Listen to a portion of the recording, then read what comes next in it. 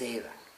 Y por eso que, por decir, es una cuestión semántica, pero también en esta relación que tenemos los seres humanos unos con otros, cuenta esa relación semántica, o sea, ese sentido, significado de la palabra, en el sentido de que de lo contrario uno va a tergiversar nomás el sentido de las palabras y desde la perspectiva, te voy a decir, de la unicidad, que está más allá de los opuestos, ¿verdad? Más allá de los opuestos, en realidad uno sabe que el bien y el mal son relativos, pero no obstante, mientras nos toque vivir en esta vida y en esta existencia, uno tiene que ceñir su accionar a la recta palabra. Bueno, a la rectitud en general, pero en general, lo que justamente yo planteo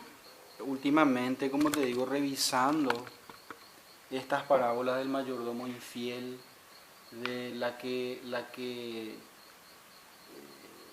la parábola del mayordomo infiel, después está la parábola del viñedo que se queda con los encargados, ¿verdad? Y que va enviando el patrón uno, otro, le va matando a todos. Después le envía al hijo y dice el patrón, es mi hijo, y le respetarán.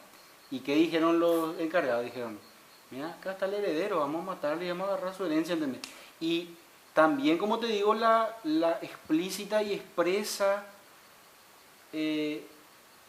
frase de Jesús de que hacer amigos por las riquezas injustas, la cual ahí comenta el evangelista, y se burlaban los fariseos de él porque eran tacaños, ¿entendés? Y entonces, como te digo, como estábamos hablando recientemente, la gracia está, y por tanto la chance, vamos a decirlo así, de esforzarse sincera y honestamente por la rectitud. Solo que, como te digo, las capacidades y los talentos van a diferir un poquitito, para lo cual se debe hacer a un lado. Vamos a decir, está toda la gracia al 100%, por supuesto, pero vos hacer a un lado una especie de... justamente le dije a mi esposa también hace poco, para mí Dios es mi garante, o sea, Dios es el garante total. Porque si nosotros hacemos un préstamo, por eso es lo que te digo, está también la otra parábola del rey o el patrón grande y el patrón mediano y el chiquito, ¿verdad? Que se va, como te dije, de la condonación o perdonar las deudas. Y entonces la pregunta que plantea, como te digo, que plantea la parábola es, ¿cómo el mediano le va a pagar al grande sin explotarle al pequeño?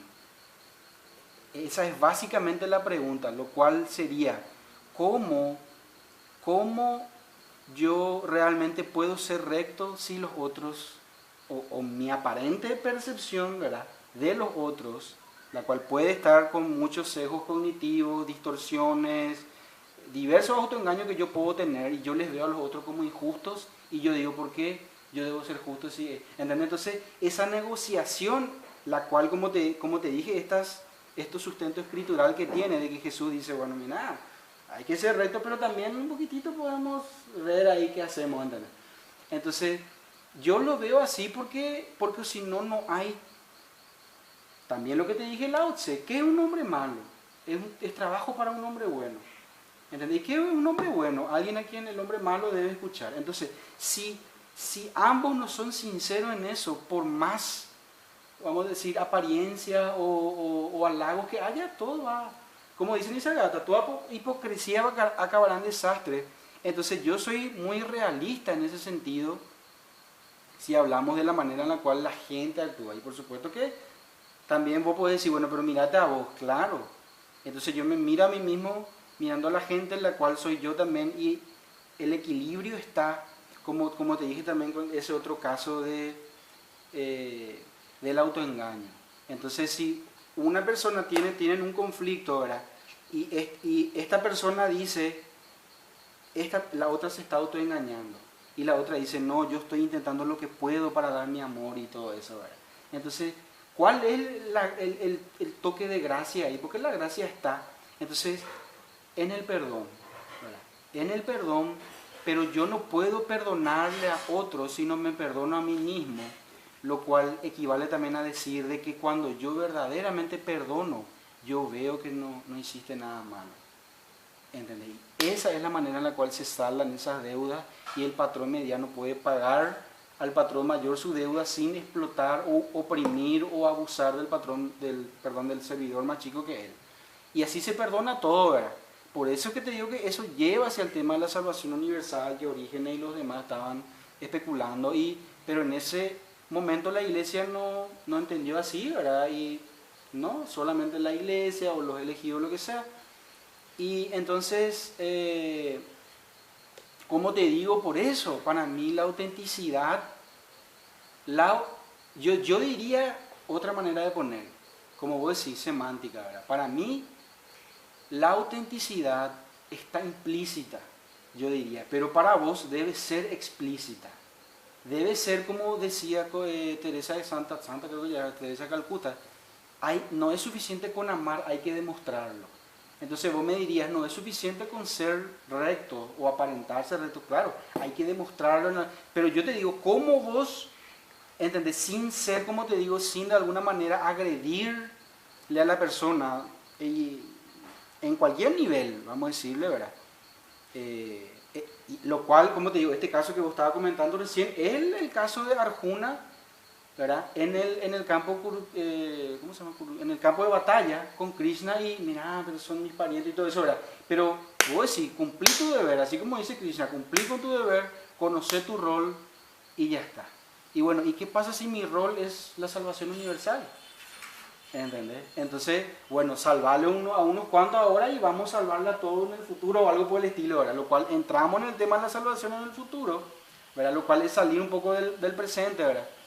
Pero eso es otra cosa, pero por eso nomás lo que yo te digo, esta exploración de la autenticidad, ¿verdad? Yo asumo de que yo hago lo mejor que yo estoy usando mis talentos. Entonces yo asumo automáticamente, inmediatamente, directamente, con fe ciega, incluso yo diría que el otro usa su talento. No importa que me dañe, no importa que me... Y eso es lo que yo le dije también a mi esposa el otro día, le dije... Y le dije también a otra gente, ¿verdad? De que yo no creo tanto en la maldad, en la malevolencia, ¿verdad?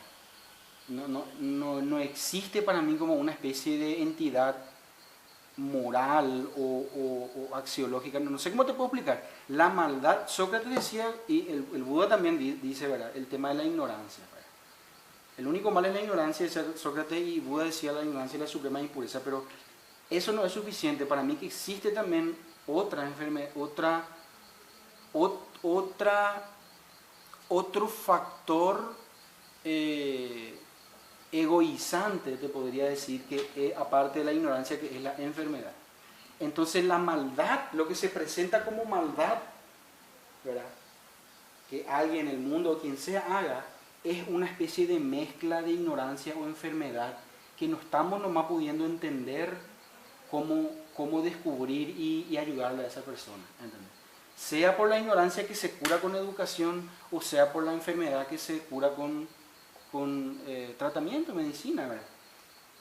Y la meditación que sirve para ir curando todo, ¿verdad? Pero, como te digo, a mí se me presenta así, por eso yo diría, ¿verdad?, que es interesante esta especie de desacuerdo que tenemos semántico, ¿verdad? Porque como te digo, te repito, ¿verdad? Para mí, como la gracia está, entonces en la autenticidad la rectitud está implícita, al ser todos hijos de Dios, ¿verdad? Entonces, pero vos me decís, no, debe ser explícita y cumplir con tu rol y cumplir con lo que, ¿entendés? Viendo cuidadosamente el contexto y la manera en la cual vos debes actuar, ¿verdad? En cada situación. Entonces, no sé qué te me... Bueno, en realidad, Nico, primero te voy a decir que no me acuerdo que yo haya dicho debe ser explícito. No, yo caracterizo así. Vos caracterizas sí, así. Sí. En realidad lo que te voy a decir, entiendo yo, es que la forma en que vos interpretás tiene plena validez desde la perspectiva que vos le das, o sea, desde la perspectiva que vos tenés al respecto. Eso es en primer lugar lo que te tendría que señalar. En realidad no existe otro mal excepto la egoísmidad. Exactamente ese término utiliza Nisargadatta, ¿verdad? Con lo cual cualquiera de nosotros podemos darnos perfectamente cuenta, o sea, estar de acuerdo, porque al final de cuentas es del ego donde provienen los males, se puede decir que es ese sentido de separación que hacemos de los otros, tendiendo siempre a satisfacer nuestros propios deseos de controlar, de agradarnos a nosotros mismos, de que el placer esté, te voy a decir, anteponiéndose a cualquier otra situación que pueda ir, te voy a decir, en contra de nuestras tendencias primarias y ancestrales, ¿verdad? Se puede decir carnales por este tiempo inclusive, y desde siempre se ha dicho eso, ¿verdad? Carnales en el sentido de que hoy sabemos que realmente esa manera de funcionar proviene de nuestros propios genes, de acuerdo a la ciencia, ¿verdad?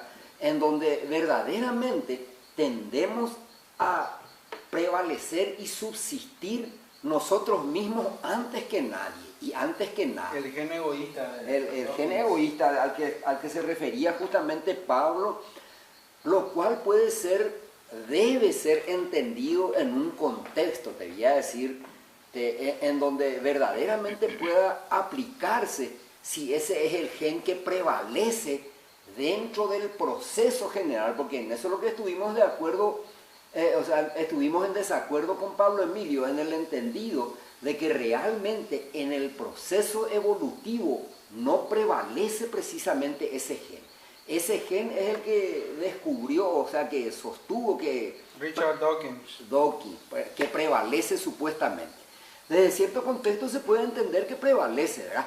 En el sentido de que, mirado desde la perspectiva individual, cada uno tiende siempre a satisfacer los deseos egocéntricos, ¿verdad? Pero en realidad esa tendencia individual va de la mano con la tendencia general también, y todo eso se traduce también en lo que se puede llamar la solidaridad o la cooperación o el amor en última instancia, ¿verdad? Porque en definitiva no es ese ser individual separado el que prevalece en ese crecimiento de la vida, es el amor mismo, ¿verdad? Que está también en nosotros, indiscutiblemente. Entonces, el único mal es la egoísmidad, por citarle otra vez a Nisargadatta.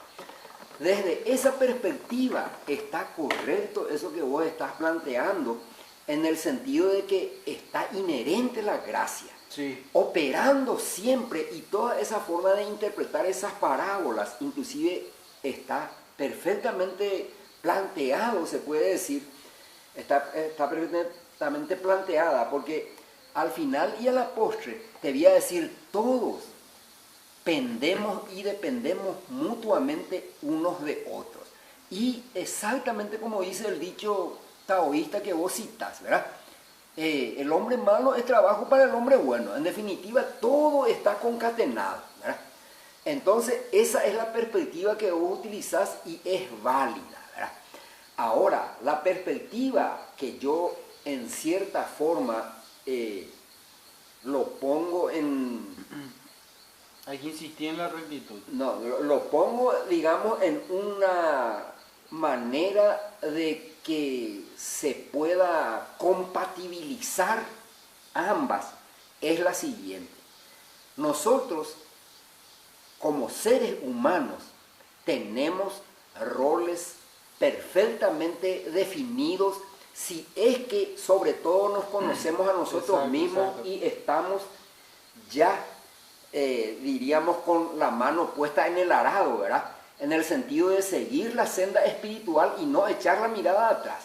Entonces nos damos cuenta y, digamos, no podemos equivocarnos en cuanto al sentido válido para la generalidad, por ejemplo, de una palabra, como la palabra autenticidad, ¿verdad?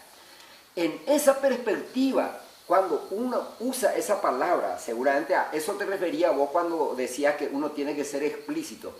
En ese relacionamiento, si uno va a utilizar esa palabra, necesariamente no puede emplearla en un sentido equívoco, a sabiendas al menos, ¿verdad?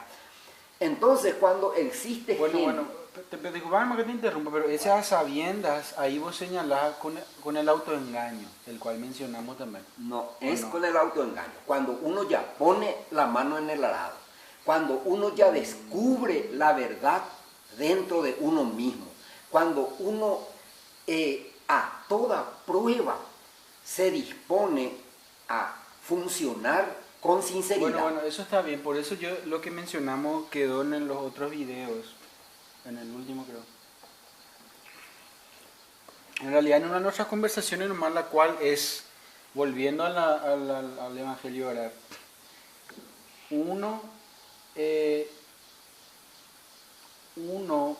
te doy o sea, la dación, ¿verdad? O el dar la llave del reino de los cielos, ¿verdad? Son metáforas, obviamente, ¿verdad? Y dos, la explícita también,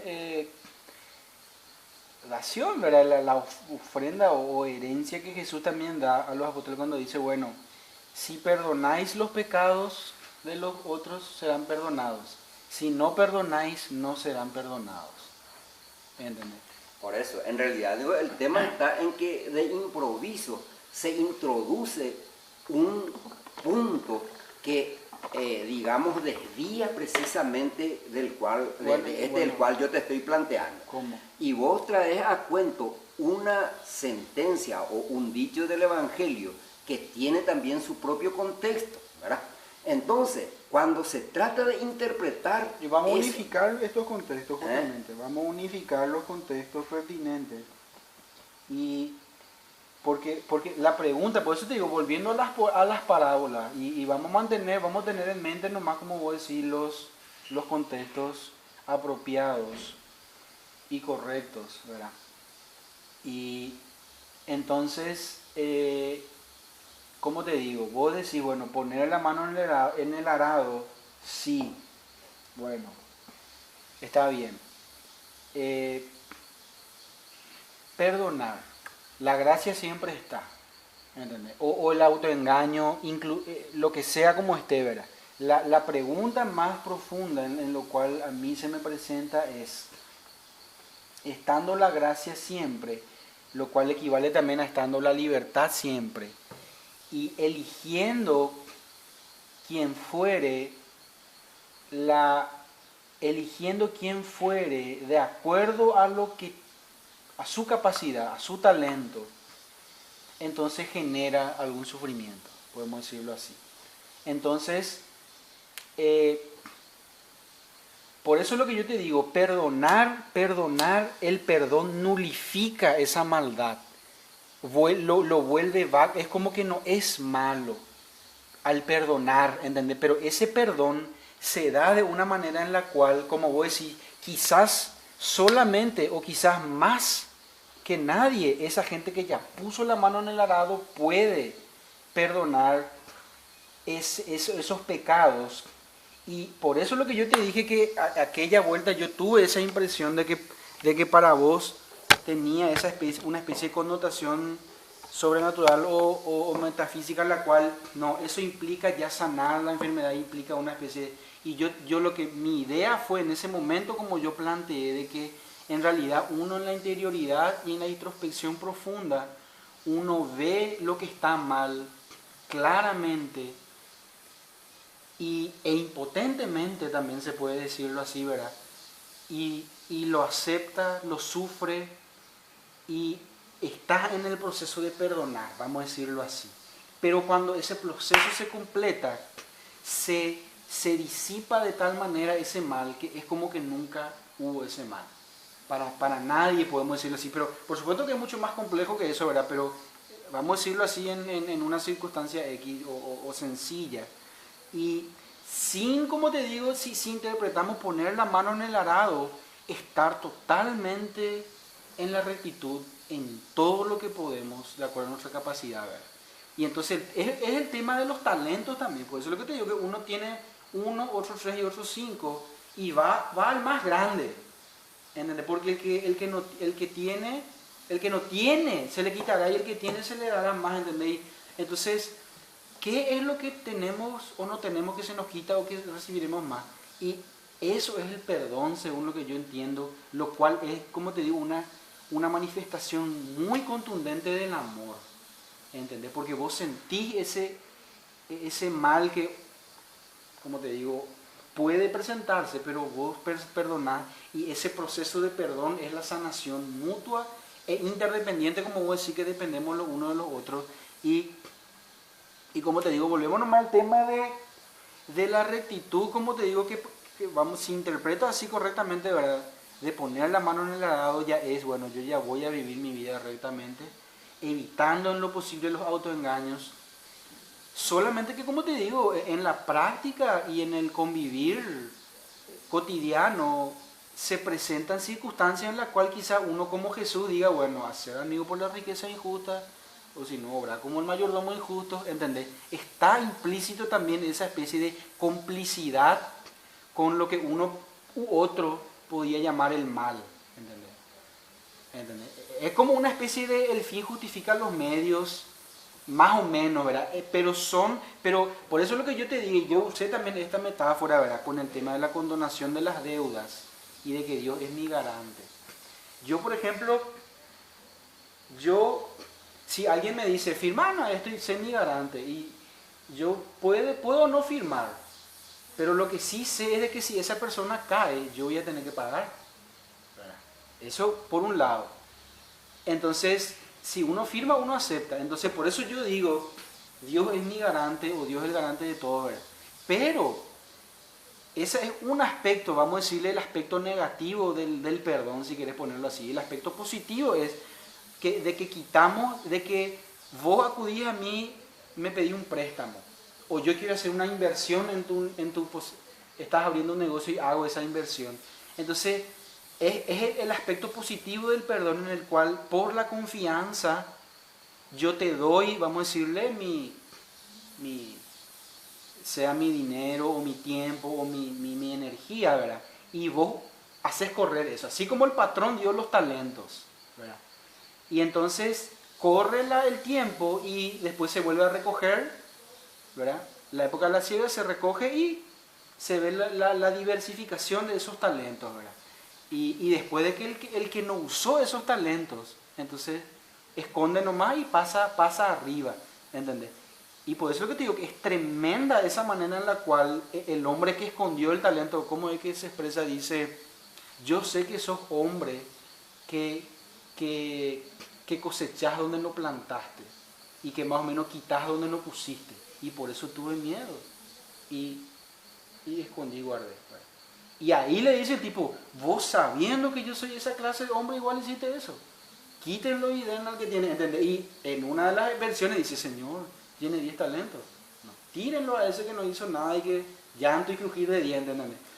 Y entonces es como que una manera posible de interpretar, un posible contexto de los infinitos que se puedan presentar o plantear es, aún el talento de la, si le podemos llamar astucia mundana, ¿verdad? Aún eso hay que usar.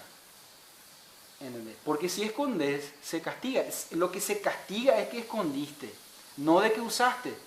Porque el que recibió 3, recibió 6. El que recibió 5, recibió 10. Pero el patrón recibe todo finalmente, ¿entendés? Por eso es lo que te digo que está también en la Biblia, bueno, sed astutos como serpientes, pero inocentes como palomas. Entonces, por eso es lo que yo te digo, la especie de autenticidad que, bueno, está implícita o debe estar explícita. Y en el perdón, cuando viene la cosecha, ¿verdad? Y se vuelve a repartir y a renivelar todo, entonces los talentos se vuelven a redistribuir. Y para mí, como te digo, ese sería un significado muy plausible de esa parábola, una interpretación, ¿verdad? Muy interesante, de la cual, sea cual sea tu talento, inclusive robar, ¿entendés? Y es muy extraño, pero aún, como te digo, con la acotación de que evidentemente es una cuestión que, eh, como te digo, tiene implicancias teológicas mucho más profundas que, como yo intuyo, al menos en ese nivel instintivo, a mí se me presenta como que tiene que ver con la salvación universal, ¿verdad? Porque en esta vida a la gente no se les puede presentar de que los malos y los buenos no se pueden reunir, ¿entendés? Ya, eso también tocamos, pero como te digo, son, en fin.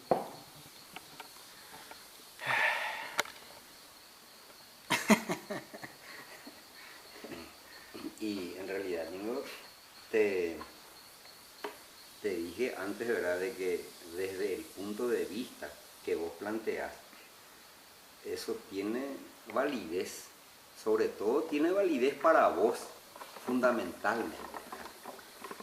Porque definitivamente si vos con entera sinceridad pensás de que así debe ser interpretado, nadie más que vos podés ir, se diría, cambiando esa manera de ver y entender que vos tenés. Porque finalmente eso es lo que cuenta en lo que a vos respecta, entendido o en el entendimiento de que cada uno de nosotros somos seres distintos, ¿verdad? Individualidades distintas que nos toca, te voy a decir, con entera sinceridad en lo que nuestro talento permita, ir resolviendo conforme se vayan presentando las cosas. Entonces, desde el punto de vista que vos planteás, eso es válido. Lo que sí quiero insistir en esto, en el que estaba justamente diciendo, cuando planteaste esto que vino a continuación, es que independientemente de esa entera sinceridad con que tenemos que obrar, eso mismo nos permite dilucidar justamente cuando personas diferentes o distintas a nosotros no se ajustan a la verdad en el sentido externo, se podría decir, y a eso justamente me refería cuando vos hablaste del tema de lo explícito, ¿verdad? Porque el sentido externo se da en el relacionamiento de las personas, ¿verdad? Y uno no puede evitar formarse un juicio de valor, porque eso viene automáticamente, sea que ese juicio pueda o no estar ajustado a la rectitud, ¿verdad? Porque puede estar ajustado a la rectitud, sobre todo cuando uno mismo es recto a toda costa, ¿verdad? Bueno, pero todos son rectos de acuerdo a su propia opinión. Lo que yo te, ya que hablas de mí, ¿verdad? Hablamos de mí un poco, ¿verdad? De mi interpretación de estas parábolas, y te lanzo otra parábola, la de del higo, ¿verdad? Que se presenta de manera en su duplicidad, de que en una de las manifestaciones Jesús dice, bueno, secate, que tenía hambre Jesús, se va, no hay fruta, bueno, secate ya, no, soy inservible ya, secate nomás y terminó. Y ahí en una de las iteraciones se seca en el momento mismo, en otra de las iteraciones parece que pasó un día y volvieron los discípulos, se secó, ¿verdad? Y otra de las parábolas es cuando un patrón se pasea en su tierra y ve el árbol y dice, córteme este árbol, no tiene más fruta. Pero le dice, no, patrón, vamos a abonar un poco y vamos a darle una chance. ¿Entendés? Y bueno, hagan lo que quieran, pero si no da ya en la siguiente, ya chao. Y entonces, ya que hablamos de mí, ¿verdad? A mí cómo se me presenta,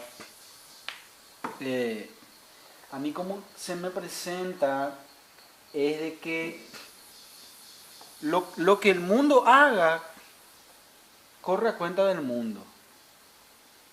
Porque Dios sostiene todo, ¿verdad? Finalmente, y entonces eso está bien.